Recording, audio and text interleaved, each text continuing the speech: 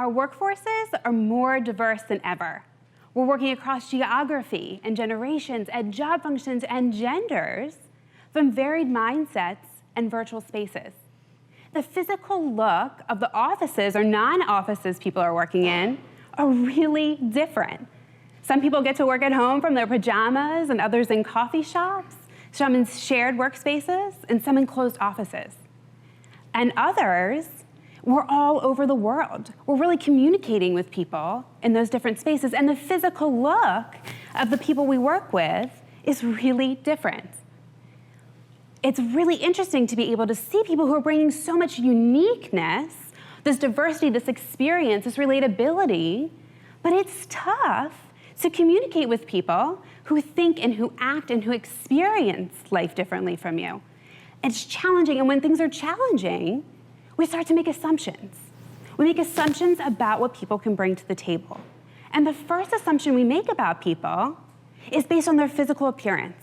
How tall or how short someone is, the color of someone's skin, does somebody have tattoos or body piercings, how old or how young they are.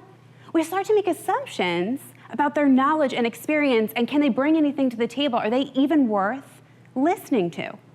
Once we move past the physical appearance and making those assumptions, we make even more assumptions, but this time about their tone.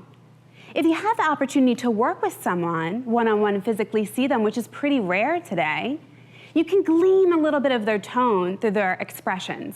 Are they smiling? Are they nodding?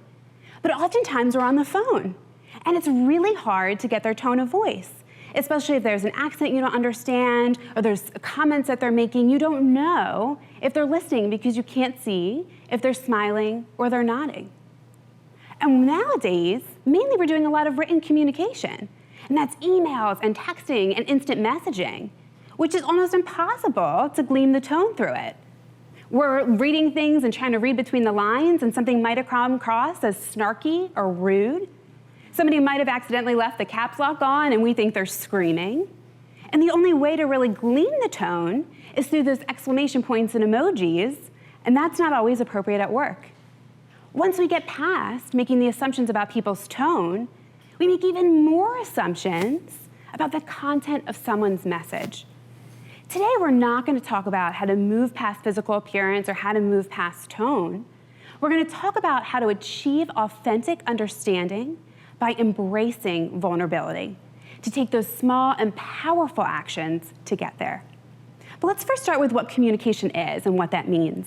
And oftentimes, when I'm giving presentations or trainings, I literally write that word on the board, communication.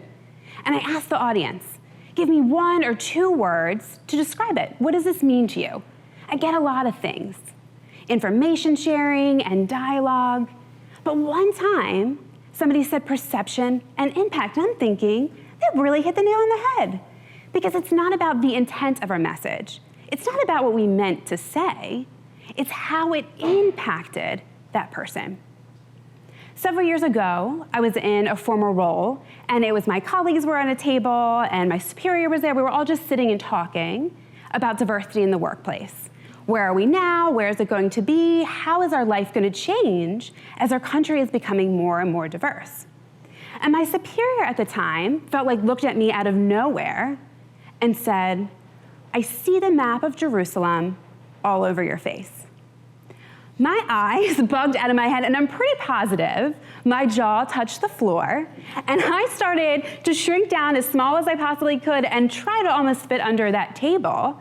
And I felt like everyone was just staring at me. Was I going to say something? What was going on? And I just kept thinking, no, did they just say that? Is that just what happened?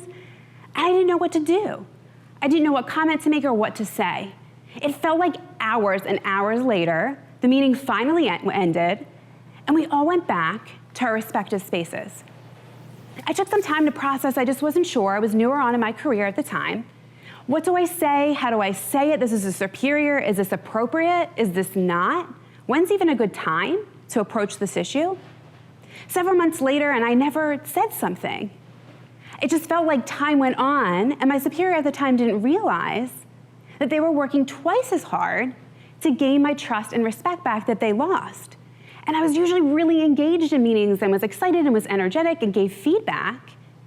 And I was so afraid to participate because what if somebody said that to me again, or a different comment, or made another suggestion, and I would be offended. Time continued to go on, and I never approached my superior. I just chalked it up to not having enough time, and quite frankly, I was just scared. Several years later, I was in another role. My colleague was out of work for about a month and came back with a cane. Several weeks later, one morning they came in without the cane, and I was so excited. And I went up to them one-on-one in the morning and just said, "This is awesome, you don't have a cane. I'm just so excited for you. Your recovery is going really well." They looked at me in the face and said, "Don't ever talk about my recovery again." I was shocked. Here I'm thinking we're going out for drinks, we're gonna go to happy hour, I'm bringing balloons, I'm getting a cake, like we're celebrating. I didn't know what to do. I just stood there, I said, "I'm sorry." I went back to my office, I shut the door, and for the first and only time at work, I cried. I was devastated. It felt like this huge pit in my stomach that I'd said something, and I felt like I was in the opposite position of what I was in for the previous role. I had offended my colleague in such a way, somebody who I had a good relationship with. I didn't know what to do, I didn't know what to say, but I knew this time I was going to say something. I took the day, I took the night. The next morning, I went up to them one-on-one and asked them if they wouldn't mind to grab coffee or just to take a walk to talk about what happened. They kindly agreed. I apologized and I accepted responsibility for my actions, and we were able to repair the relationship. I learned a lot from these instances. One is that I was really upset. At the time, I thought my colleague just completely and totally overreacted. I'm about to send invitations for her recovery party, and here, she just didn't want to talk about it. I never found out why she didn't want to talk about it during our conversations, but that didn't matter. I just knew that particular topic was off limits. She also embraced vulnerability and took responsibility. Those two things that I wish I took a few years prior. That was really hard for them to make those comments to me and say, "Don't talk about it," and then to also be okay with talking with me through and accepting my responsibility or my vulnerability in that space. She also took responsibility. When we don't take responsibility, the other person doesn't know they didn't do anything wrong. By me not saying anything to my superior, they didn't know that I was offended by that message. Had she not said something to me, I would have continued on. Been like, "This is great, this is awesome, let's keep going." And she would have just been frustrated more and more. And then anything I said or did, regardless if it had to do with this situation, she would have just festered that hurt and that anger. I also learned that we use the phrase, "treat others the way we want to be treated." We learned it as a kid, my kids learned it at school, and at the surface, it sounds great, assuming we want to be treated with trust and respect. But it doesn't take into consideration the other person's thoughts or feelings or values. So as I work with clients and I communicate myself, I sort of just switch my mindset and my mantra to treat others the way they want to be treated, because that takes into consideration where they're coming from. But that's so much easier said than done.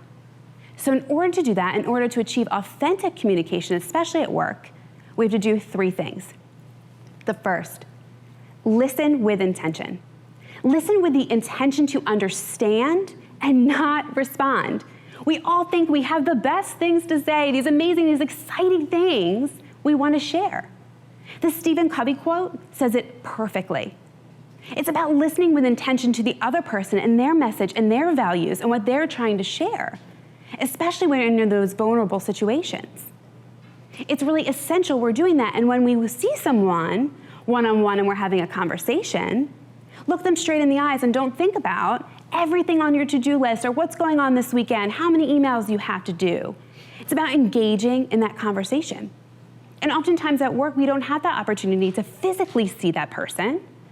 So we're doing things through FaceTime or Skype or something else of that capacity. Close all the windows and applications and just have that one window up. If it's hard to look on that camera, put a sticky note, put a picture, something, so you know to be there. The second, appreciate the other person's perspective. And I love this picture. Has everybody seen this picture before, right? Supposedly, there is an old woman in this photo, but all I see is this young woman. No matter how hard I try, I squint, I do everything, I can only see the younger woman, and my 6 and 9-year-olds will tell you that she's definitely there. Just because you don't see something doesn't mean it's not there. Just because we don't understand the other person's perspective doesn't mean it doesn't exist.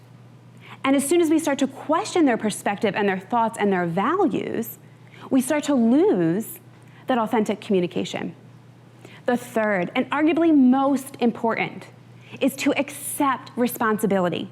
And this goes 2 ways. If somebody has offended you or the impact of the message is different, we have to say something. We have to be vulnerable, and it is tough. But it's our responsibility to say something, to have the conversation, to let someone know that this is not okay. This is not a conversation we want to have. This language is not something that I want to participate in. And on the flip side, we have to take responsibility if somebody has come to us and said, "You have offended me. Please do not use these comments." We need to accept that responsibility because people are going to fester hurt and then anger. Like if you're sitting in meetings and somebody just keeps interrupting, if we never have a conversation, that's going to keep happening, and we're going to get more and more frustrated with the situation. It's really important to be self-aware of our actions and our words, especially in the workplace. We need to embrace vulnerability. We need to embrace the responsibility. If we have questions, ask. And don't get me wrong, this is so hard, and I wish I did this years ago, but I try to learn from my mistakes. I try to learn from these past experiences. So I challenge you to embrace this idea of authentic communication at work, to listen with intention, to appreciate the other person's perspective, and to accept responsibility. Because after all, we can humanize our workplaces one conversation at a time. Thank you.